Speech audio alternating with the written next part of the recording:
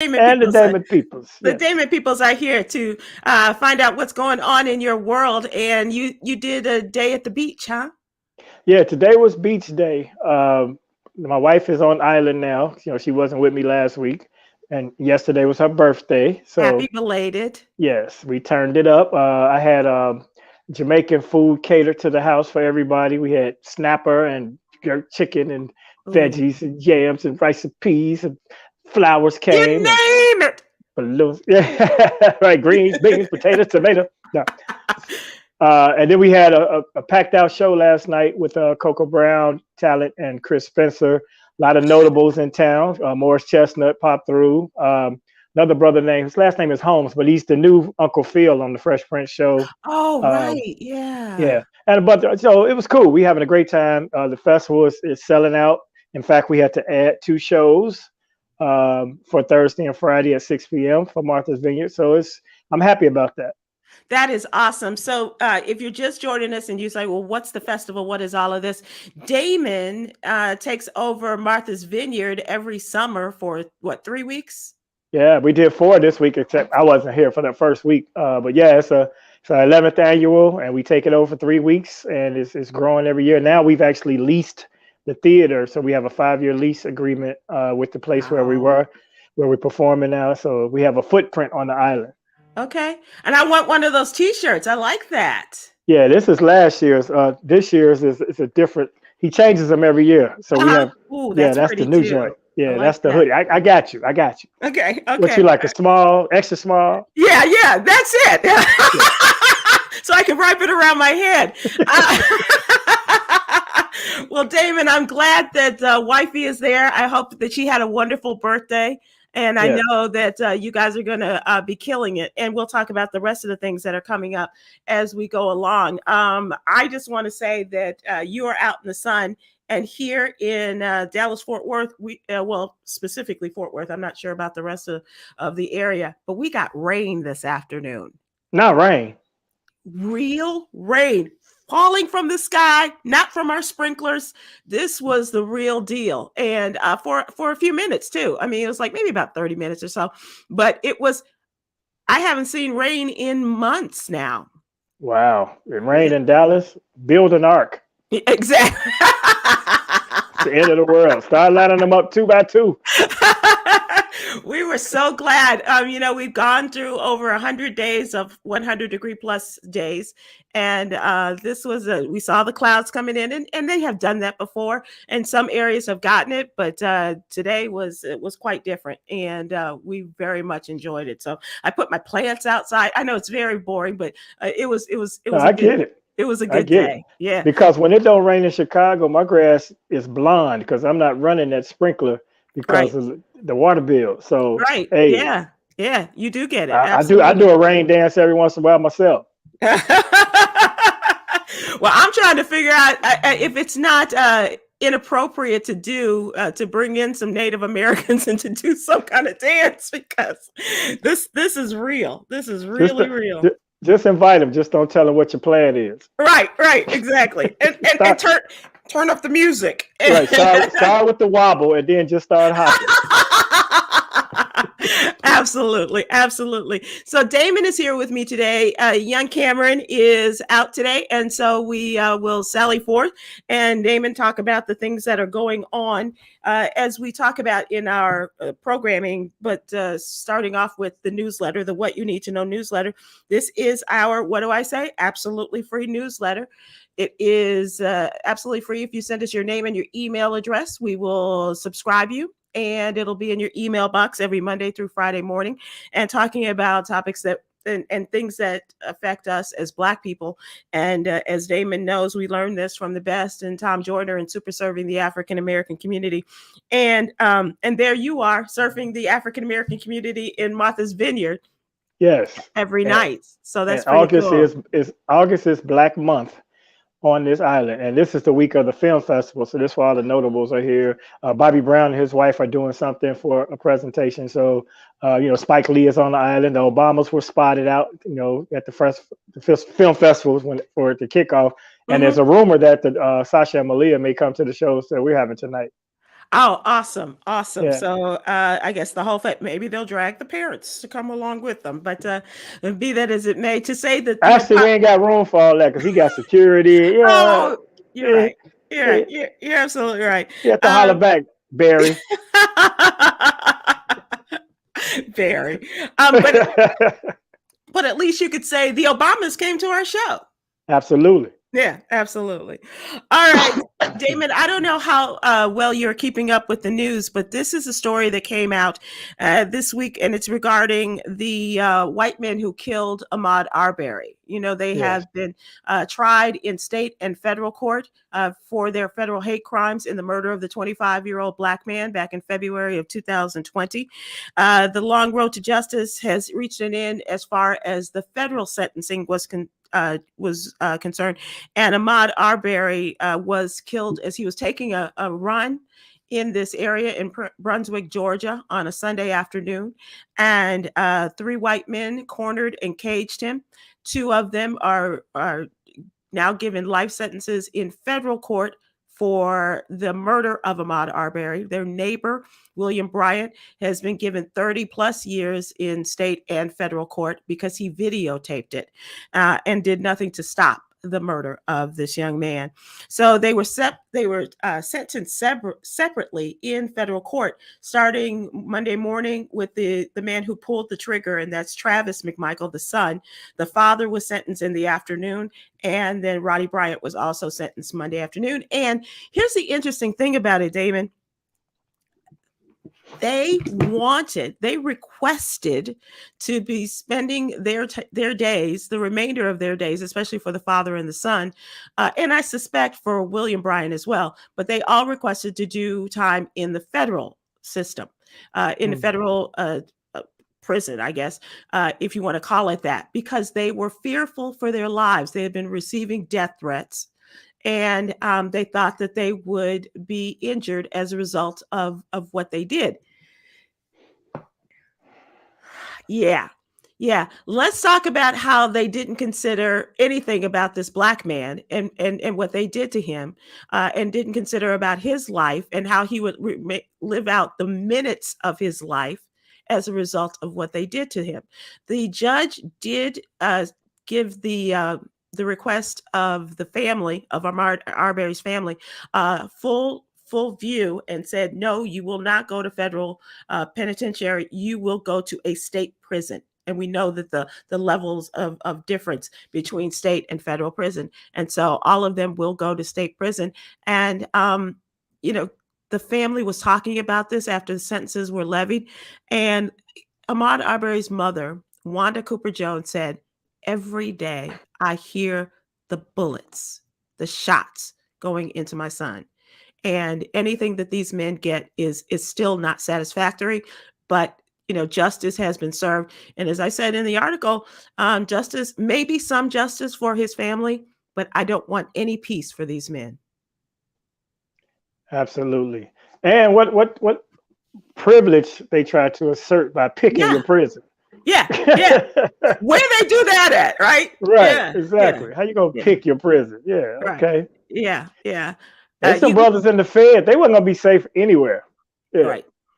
Yeah, they're gonna get to him, one way or the other. But Travis McMichael said he was fearful because of the countless threats that he has received already, as well as his father said that his health is not good at 66, and so he wanted to be someplace where he could get good health. He could get good health care. Plus, he don't like the food in the state, so maybe we should take him to federal so he can get a better cuisine. Go to jail, go directly to jail. Do not pass go. See you in state pen. Right. Exactly. And let's keep it moving. Whether a lesson has been learned by other people in regards to this, I don't know, Damon. Certainly, we can hope that but like I said, I just hope that there is some sense of justice for this family, but not at the life that they had to give up as a result of this. It's just crazy. But may he rest in peace, and may his parents have some sort of peace in their lives, but not those 3 jokers that are now in state prison. I don't know if you heard this, but as we were broadcasting day before, we got word as a result of a statement released by Donald Trump that the feds were raiding his house in Florida, in Mar-a-Lago. And Yes. so, but we wouldn't have known. Damon, this thing started early in the day and went throughout the day. And the FBI came in with a search warrant to find things that they said were missing. And as a result of the National Archives having gotten some documents and statements back, they felt that there were still some things there that they had not received. That those amongst those 15 or more boxes that were seen being stowed onto Donald Trump's plane as he was leaving the White House in January 2021. And so he said they raided his house in Florida, where he wasn't even staying at the time, and they cracked open his safe. Hey, that's what I just need to know what's so urgent that they really are. They obviously have a smoking gun of some sort, they believe to, because to get the raid and get the warrant to pull it off, it's going to be interesting to see. So, Damon, I think the hurry is the calendar, because even though President Biden said, and his press secretary Karine Jean-Pierre said over the day following the raid, the search, they're looking at the calendar. And I think that as slowly as the Attorney General works, Merrick Garland is a man of great precision and wants to make sure that all the T's are crossed, the I's are dotted, but they are looking at the possibility of Democrats losing control in November. And so they're trying to get as much in before all of this is shut down, in the possibility, and it still exists, even as good as things are going, as well as things are going for the Democrats right now, they're still looking at the possibility that especially the House could flip with a Republican control.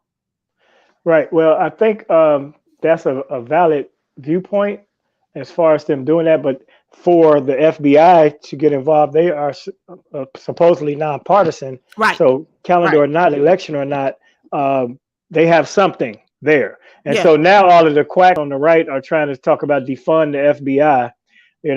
There's a movement that a couple of statements were made, Marjorie Taylor Greene and others, about defunding the FBI. But none of this was even sensible or applicable when everybody wanted to defund the police, or when that was an item. They were thin blue line, stand with our people until it flips on them. Also, look at the fact that they allowed those police to be abused and beat up at the Capitol. Yep. Nobody spoke up for them. So now for them to be hypocrites. But if you're going to defund some alphabet agencies, there's another one we all need defunded. And I ain't going to say it on here, but it's a nickname of Iris. No, we don't want to go there. We don't. Get rid of that. He done hired all these agents. I know so many people about to get caught up in that PPP. Right. So let's keep the defunding going. Yeah, it's going to be interesting, Damon, to see how this all works out. Because as you mentioned, Marjorie Taylor Greene and the current minority leader in the House, Kevin McCarthy, they're all railing. They're supposed to be meeting with Donald Trump today and to go over their plans and what they're going to do. But why was he not in Florida? Because he's got another case that the Black sister Attorney General Letitia James is the civil suit that she's bringing against him regarding his I guess inflating the value of his business. And so he was preparing for the deposition that he's supposed to do. Yeah, it's a lot going on with those people. I saw an article about how they spoke at the funeral of his ex-wife and the kids, not having any real sympathy. It was more like she was a mean lady and she beat us with a spoon and all that. I wouldn't be surprised if one of them didn't push her down the stairs, but I'm not far from me to say that, but I wouldn't be surprised. Right. If he wanted to delay these trials, let's get some sympathy going, but it's just a big ball of mess. And hopefully at the end of this, if nothing else, it discredits him enough that he's not a valid candidate for the presidency in 2024. And we love to see him be disgraced and put in jail. Okay, let's talk about that. And how do you run for president when you're in jail? But it's going to be interesting to see how this all plays out, as well as we talk in the next issue of the newsletter about how the D.C. Court of Appeals has said that yes, the House Ways and Means Committee can go to the IRS and get your taxes. And so, I I mean, have all of these things are building. yes, and I have nothing to say about that. You're right. You're right. You're right. You're right. Yep, I have nothing to say. No comment. I hear you. I hear you. I hear you. Right. This is a story from our own Coy Malone, and this is crazy, crazy, crazy, Damon. Listen to this. A Reddit user posted about a company retreat that was questionable to begin with, but his response was classic. This Reddit user is a Black man, told the story how his job recently scheduled a corporate retreat at a southern plantation in Alabama. And they scheduled a period appropriate costume ball scheduled for the end of the trip. But apparently they forgot about him, their lone Black employee. And so, reporting to the trip,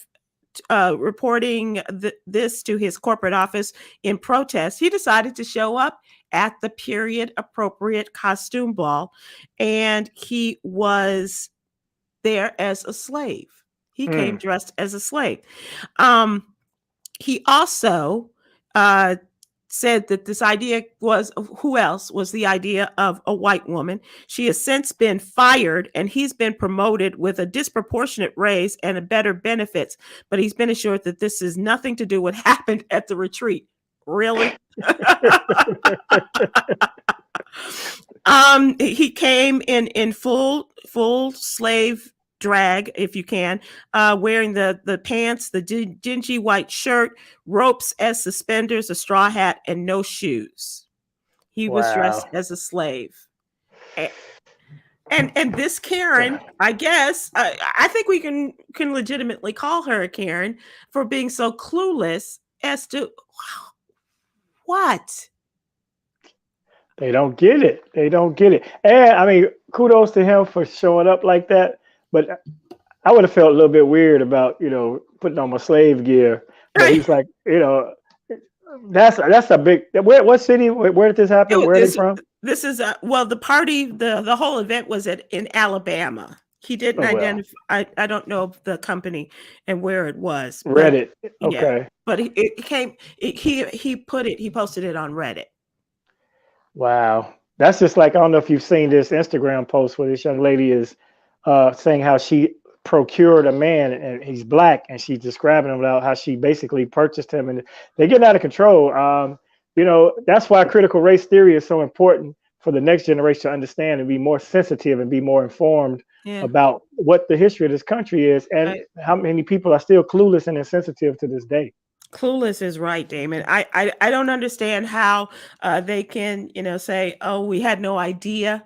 And even if they don't want to treat and educate their children and make them understand what happened, we can never forget. Just like they say with Jewish people, never forget what happened during the Holocaust. We can never forget, and not just during slavery, but all the way up until today. Absolutely.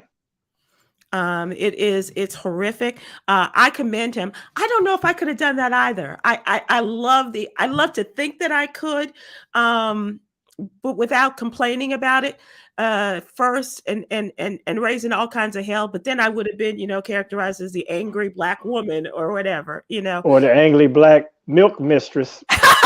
Right. Oh, you're built for that. Of course, you're going to come appropriate. Do they understand what happened on those places during that period? That's just a totally insensitive goofball move, or it's blatant racism. Either way, it's still stupid.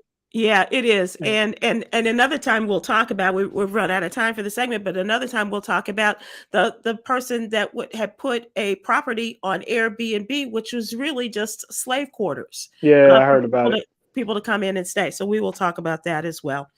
All right. Thanks, Damon, for checking in and checking up on what is going on in our news. And now It is time for our question of the day, where we ask, what's really going on here?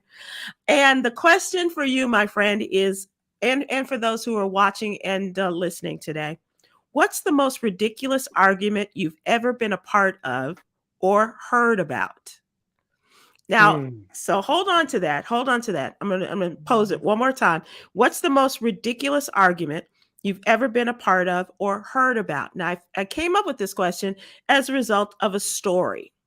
There's always a news story because the news is crazy. Yes. Prosecutors say a Missouri man has been charged in the fatal shooting of his neighbor after an argument about mowing the lawn and the loud volume of the lawnmower. The Jackson County Prosecutor's Office say 42-year-old Samuel Avery of Kansas City is charged with second-degree murder and armed criminal action in the death of his neighbor, 41-year-old Warner Trotter. Court documents say Avery told investigators he shot Trotter after the men argued over his lawnmower being too loud. And this is an argument that had been going on for 10 years. How ridiculous. I can't even, I mean, obviously. Well, okay. I have to tell you, I have a neighbor named Frank. Frank cuts his grass at 7:30, 8 a.m. on a regular basis. Frank's a Mexican guy. He's an all-purpose dude. He's a good guy, but that lawnmower needs a muffler. I promise you. So you feel Samuel. Okay. Yeah. I mean, okay. I'm not going to shoot him, but if I see his lawnmower out there, I'm going to steal his spark plugs because, I work nights, Frank. Come on, man. Okay. Yeah. So I felt his pain in this story. He went too far, but yeah, stranger things have happened. There was a story maybe last year where a couple was arguing with the neighbor across the street about the snow, and he was throwing where he was throwing the snow, and he came out and killed everybody. So yeah, I ain't saying nothing to Frank. I want no problems with Frank, but yeah, I understand the dispute, but I haven't had or experienced or. I can't imagine you being involved in something that ridiculous. I can imagine. I get it. 7:30, 8 o'clock in the morning. You work nights, and that damn lawnmower comes on. And your whole sleep, your day is ruined as a result. Yeah. But Frank is cool though. He look out. When I was out of town and we had a blizzard, he plowed the snow. So I'm gonna let him ride with the loud lawnmower because he looked out because my wife was snowed in. Good neighbor Frank. But I'm getting my own snow plow because I don't want no Franks around my house plowing no snow and doing nothing else. for your wife while you're out of town. Exactly. I hear you playing. Damon, I just I know in Chicago there's a lot of conversation about people who put pieces of furniture in their place to hold their space after they shoveled it out and done all of this, and then a placeholder for when you come home and you can park your car. Right. I know that arguments have resulted. I don't know, but as you mentioned, this one about shoveling the snow and getting it, just going through, and everything that you just spent all your time shoveling out is now covered again by your neighbor. So I get that, but I just can't imagine at some point. I know you get to, it gets to here, but at some point, don't you say, wait a minute, let's just go have a beer and talk about this? Because this is pretty ridiculous if we're going to, if somebody's going to bring out their gun to stop this. Well, the loud lawnmower, you definitely can go and have a beer conversation on that. If I shovel that hole out and that's snowing, I put my crate and my folding chair out there, you better not. I don't care what your circumstances are, lady. Don't park your car in the shoveled out spot. Right. No, I'm kidding. But yeah, that's tradition. There have been some fights and things that have taken place, but we are too gun happy in this country now. It's just the accessibility and the use, and people are not afraid to use them now. That's the other thing. Used to threaten maybe somebody with a gun, but now it's the wild, wild west. Yeah, it really is. That's no reason to take a person's life under any circumstances, He is going to spend the rest out. Well, I'm not sure And ruin your own life. Yeah. Yeah. Yeah. Yeah. So two lives ago. He should have just shot the lawnmower. Damon. Right. How brilliant would that have been? Just shoot the lawnmower. Just shoot the hell out of the lawnmower and say, now get something quieter, please. Exactly. Like Richard Pryor when he shot up his car. He said, "You gonna leave, but you ain't gonna leave me in this one." She gonna try to leave in the car I bought it. No, you won't. So, folks, if you have something where you have, figured out this is just ridiculous, where you've been a part of it, or perhaps you have heard about something, whether it's with your family or whatever, we'd like to hear about it. I think that you're absolutely right that we are so quick. And this wasn't quick. This was not a hair trigger situation with the 10 years worth of arguing. Right. But it is that split second decision to go in and get your gun and to shoot him. That is, and having the ability, you don't have to go. Probably he didn't even have to go in, go to a special room, open it up, get the gun out, come. And by that time, somebody's saying, this is not worth it. No, it happens. Everything happens so quickly that we people just have them on the hip. Yeah, it's ridiculous. So. Yeah, absolutely. Aubrey Williams on YouTube says the most ridiculous argument I've heard about is about a pork chop. Okay, that is pretty. Was it the last pork chop, Aubrey? Once again, if it's a backstory, and it's the last pork chop, or it's the only pork chop, and I left my pork chop in the fridge, and expecting to have my pork chop, you got your mouth all ready for your pork chop. You might have a big argument for that. Yep. Or the jerk chicken that from the night before at the party, somebody went and got my last bit. Sonia Maples on YouTube said 6 family members arguing about the mac and cheese being all wrong at the Thanksgiving dinner. It's food. Food plays a big part in this. Yeah, and at this point, y'all should already have the designated people in the family who can and cannot cook. So. Right. Yeah, that's an issue that should have been resolved without an argument. This might have been one where, the person who normally makes it, fell out or, couldn't make it. And somebody at the last minute, I'll give it, I'll do mama's mac and cheese, and knowing that she doesn't have the same skills at all. Oh my gosh.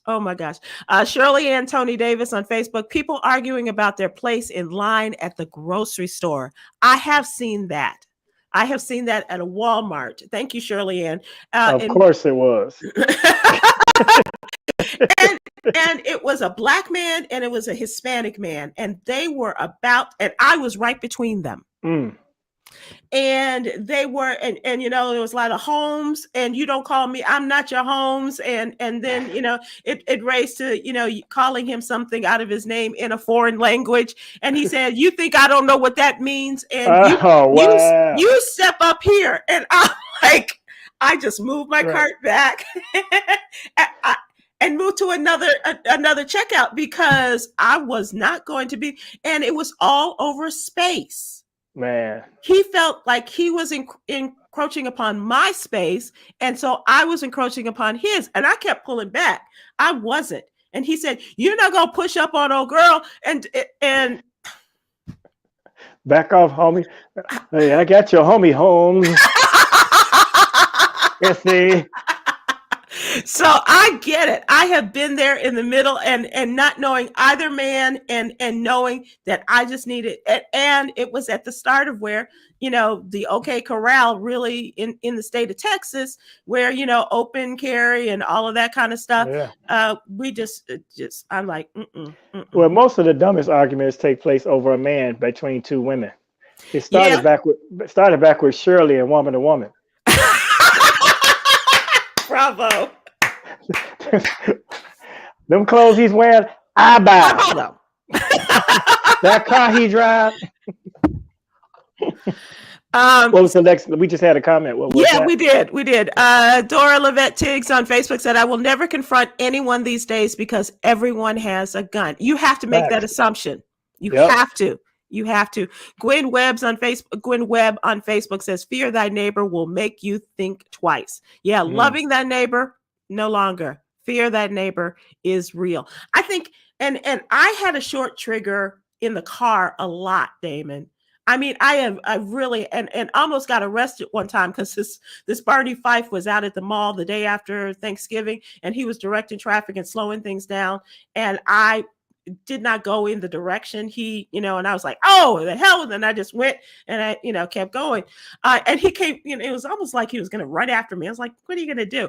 But these days, the way they treat Black people, police officers treat Black people, and the way everyone has a gun, I will not. Age and the open carry laws changed my mind on a lot of that. Gwen Turner on YouTube says, a person yelled at me for turning around in their, that's another thing, turning around in their driveway. They said, this ain't no turnaround. And that is the absolute, I've seen that happen too, Gwen. I don't understand. Well, so I try to do a 3-point turn in the street, even if it means, holding up traffic a little bit, because I've seen that too. How can you stop people from coming in your driveway? And what's the big deal? What are you going to do? You're getting in and getting out. I don't understand what the big deal is. Joylyn Wright on Facebook said, oh my God, a woman followed me and my ex-boyfriend into a Costco to argue with him for taking the parking space she was allegedly waiting on. Nobody saw her. So there's a great scene from the movie Fried Green Tomatoes. And it's an older woman who, her spot was taken by this was going to be taken by this young woman, and she ended up smashing this car, and the girl was just like, oh my God, what are you doing? And she goes, I am older and I got better insurance. What are you gonna do? And that was funny in the movie, but these times, and J. Anthony Brown tells a great story about how one time he was there was a car behind him that was moving slowly, and he honked, and this car followed him all the way home.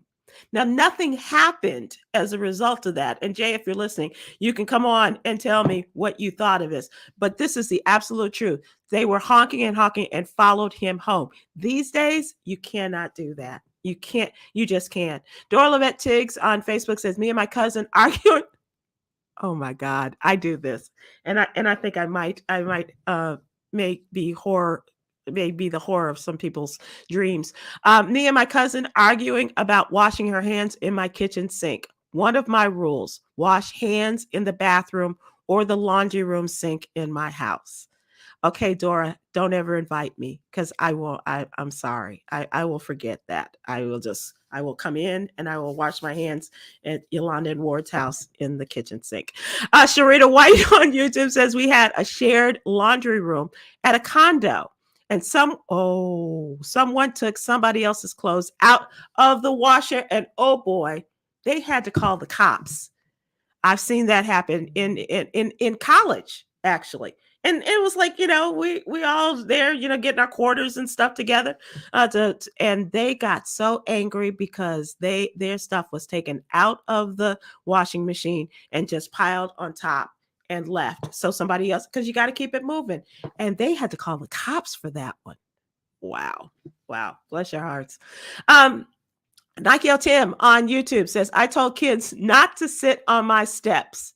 Now I'm afraid they're killer kids. That's another thing. Kids don't have the respect for the adult anymore. And you can't, and if you tell them you can't, well, so what you gonna do? And then they come with weapons, or they could do something, to you or to your property. You just never know. Wow. This, and it's ridiculous. It really is. But now when you talk about it in this day and age with people losing their lives, that is more than a notion. All right. So thank you all for participating, and thank you all so much for joining me in with your descriptions. And this might be something we revisit because there are other things, especially amongst family members, talking about this and people getting angry at each other. All right. If we get Damon back, we will talk in our trending topics. So let's move to that and we'll talk about what's going on there. News in trending topics, what has happened over the last day or so. This just came out. And this is in regards to a grand jury declining to indict Carolyn Bryant Donham. Sound familiar? Does that name sound familiar? Carolyn Bryant Donham. She was at the center of the lynching of Emmett Till. She was the white woman. A Mississippi grand jury declined to indict the white woman whose claim that 14-year-old Emmett Till whistled at her led to his lynching nearly 70 years ago. The prosecutors made this announcement today. The decision was to not indict this woman, Carolyn Bryant Donham, and came after an unserved arrest warrant charging her with the abduction of 14-year-old Emmett Till after it was discovered in the basement of the county courthouse this summer, just a month or so ago. Donham, who was 21 at the time of Emmett Till's murder and is now 87 years old, was not arrested or charged in the lynching in 1955, but her former husband, Roy Bryant, and her brother-in-law, his brother J.W. Milam, were each acquitted of his murder. Remember that, and talking about our history. The district attorney of Lafleur County said in a statement, the grand jury reviewed evidence and testimony before they declined to indict Donham or charges of kidnapping and manslaughter. We remember this in 1955. Emmett Till, living with his mother on the south side of Chicago, went to visit relatives in Money, Mississippi. He was accused of whistling at this woman as she worked in her family's grocery store in the town. And Bryant and Milam kidnapped Emmett Till. They went in the dark of night, kidnapped him at gunpoint, beat him, shot him, and threw him in the Tallahatchie River. And his mutilated body was discovered days later, weighed down by a heavy cotton gin fan. They were acquitted, as we mentioned, in 1955, but later admitted to the killing in an article in Look magazine. They've both gone on. From what I understand, and I heard the story not too long ago, this regarding Carolyn Donham Bryant and where she is now. And the story indicated that she was in hospice in North Carolina. I wasn't able to source that and to confirm it with another source, but that's what I heard. And as we all know, this was, if not the number one action that turned around the civil rights movement, was when his very brave mother, Mrs. Mamie Till Mobley, decided to have an open casket at his funeral. That picture was taken by photographer at Ebony magazine, and it was spread around the world. And people say that this was the spur that kicked off the civil rights movement, in addition to the civil rights boycotts and things like that. But definitely, this was the spark that kicked everything off. And so I don't know if this is it, because quite honestly, if she is in hospice, that means her time is not long. And what will happen as a result of this? But just the fact that they found this this affidavit, this for her some 70 years later is just unbelievable. Okay, I wanted to talk to Damon about this because the Southwest Airlines flight attendant broke her back as a result of a rough landing of a Southwest Airlines plane. The flight attendant suffered a broken back during landing that was so rough, she believed that the plane was crashing, according to federal safety investigators. The terrifying incident occurred on this flight as it was traveling from Oakland to John Wayne Airport in Orange County on July 1st, so just last month, according to the National Transportation Safety Board.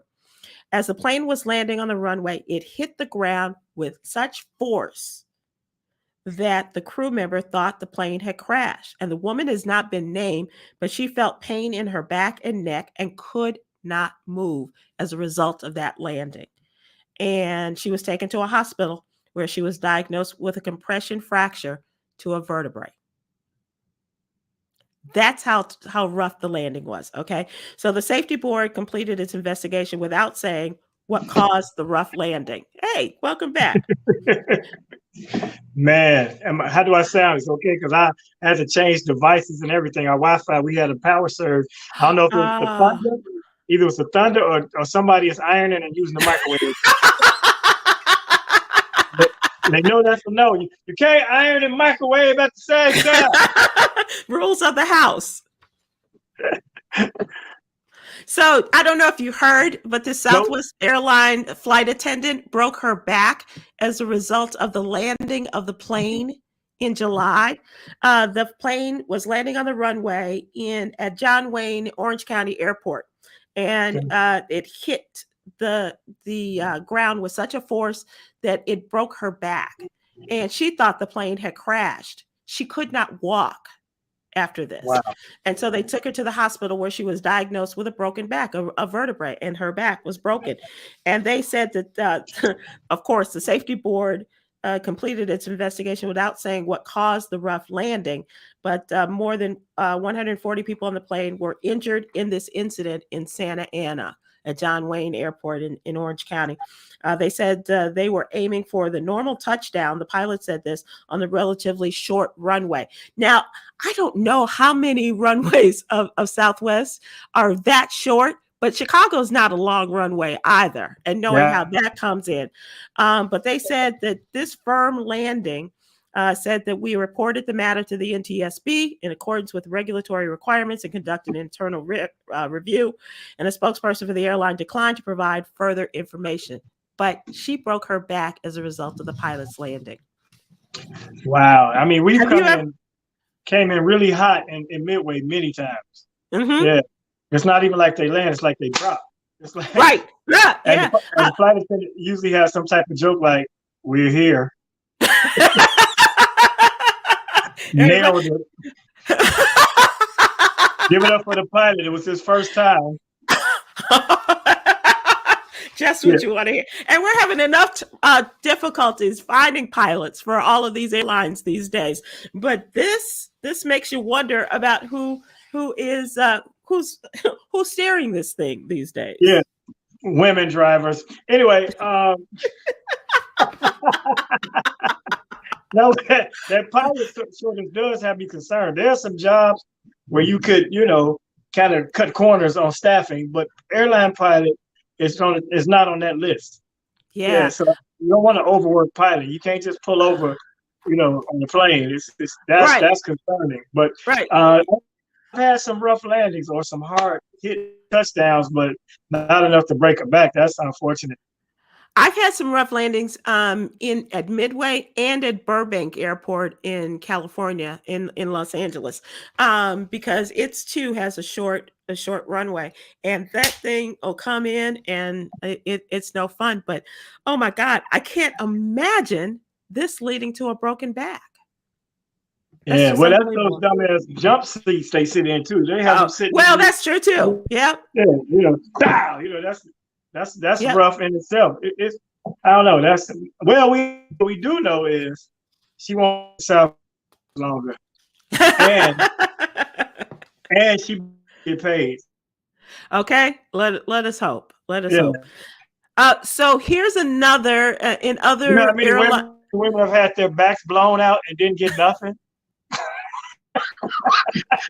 I'm so glad you came back because I wanted that, and that's a great way to close out that particular story.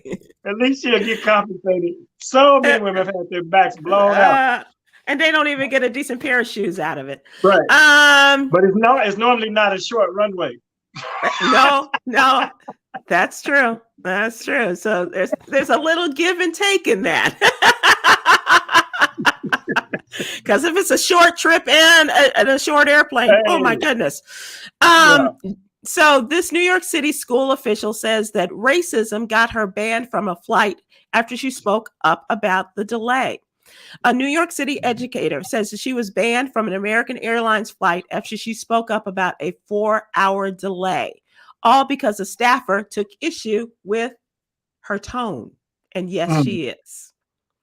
Kylena Norman is a deputy superintendent at the Department of Education, was trying to travel to Grenada on Sunday, but the trip, a college graduation present for her daughter, was derailed when the two got stuck at LaGuardia Airport waiting for their connecting flight to Miami. She told the news that she voiced her frustrations to airline staffers in her teacher voice, and that one of those staffers deemed her a threat and enlisted the Port Authority police. And in the exchange, she said, "We're not trying to start a riot. I didn't curse him. I didn't threaten him, show any bodily harm, or make a scene." But she recalled being told, "Your tone at 35,000 feet, I don't think I'd be able to trust you to be safe in the air with a pilot or other people." And so they kicked her off the plane. She's still trying to get some sort of clearance and understanding with American Airlines because they have it on videotape.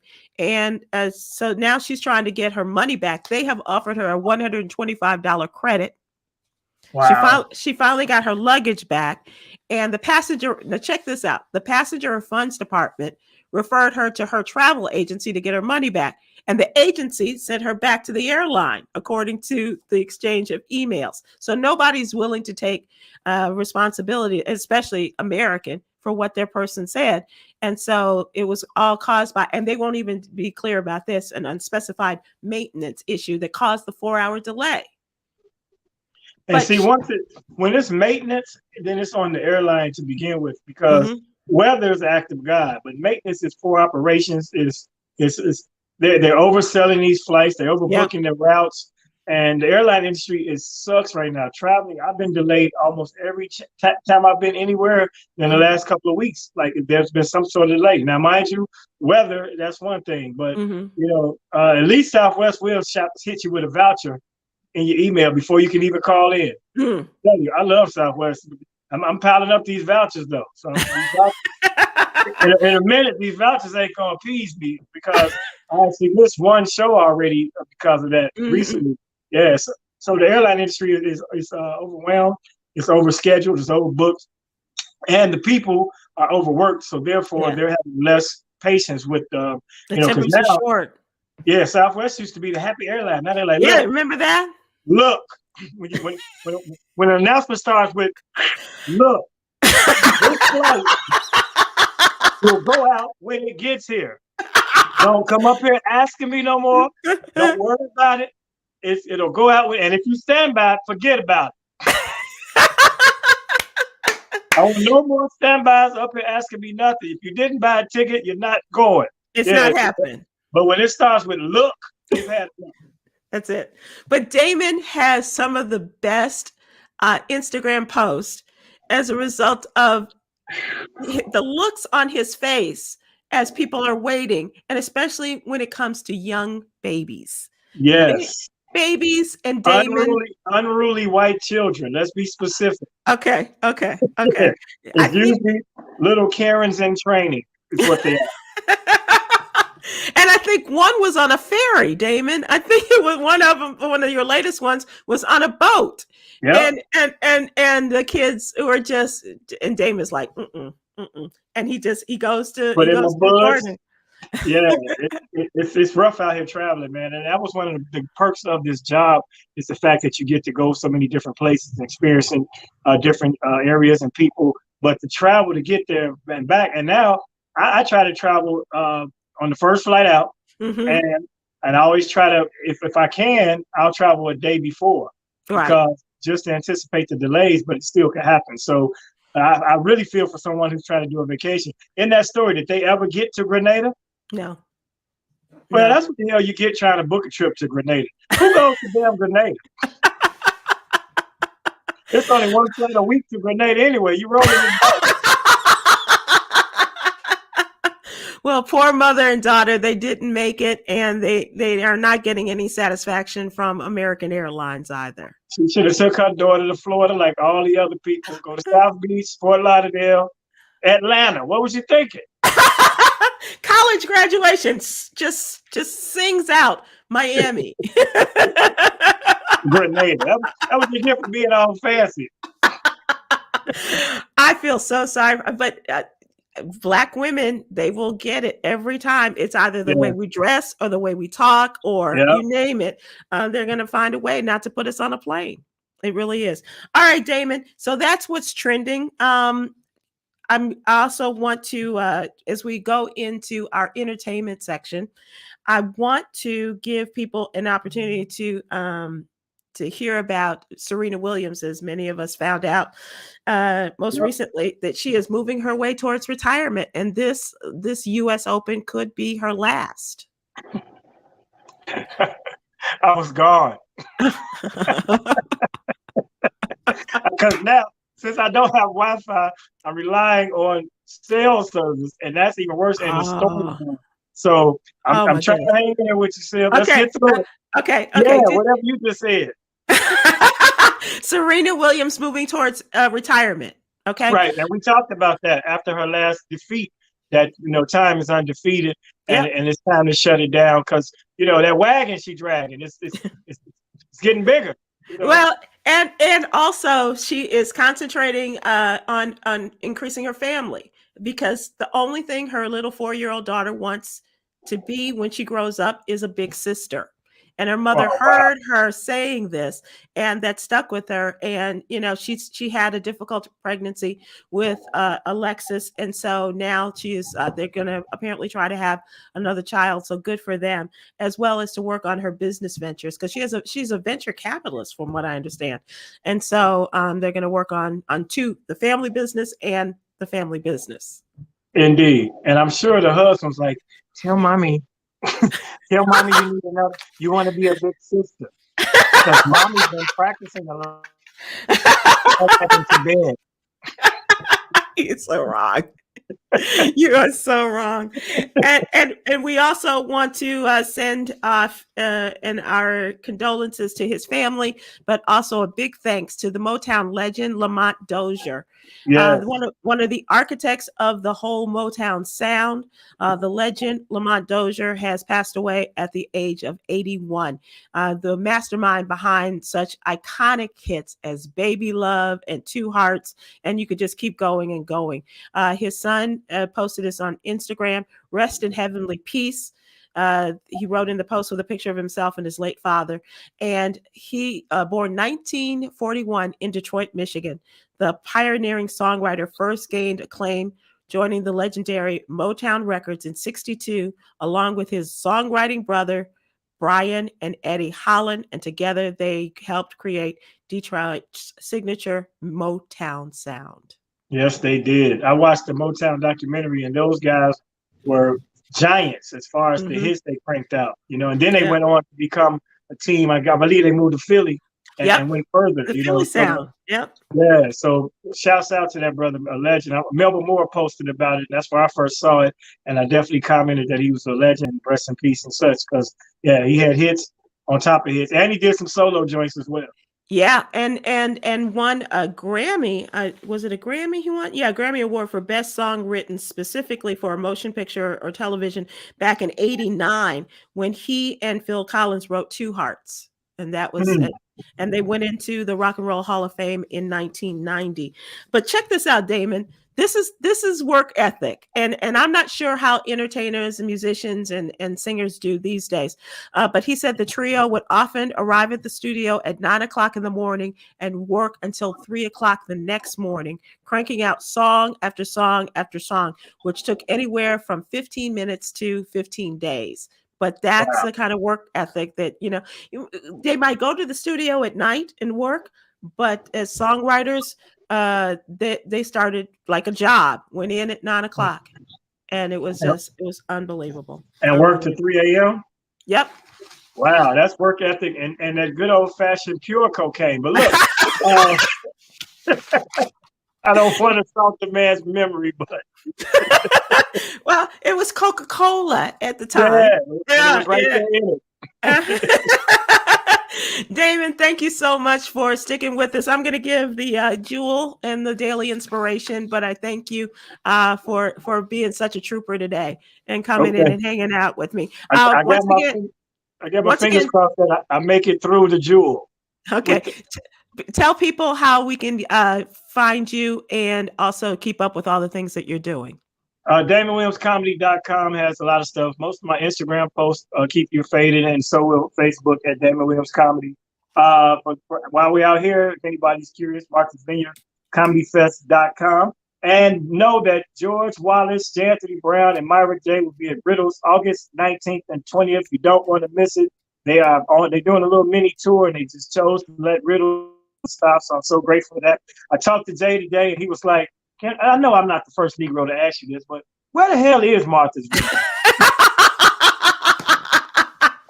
Well, that's the next tour you need to get up there. That would be awesome. Awesome. Awesome. All right. The daily inspiration. You are at your most vulnerable state when you are truly honest with yourself. That's vulnerability for sure.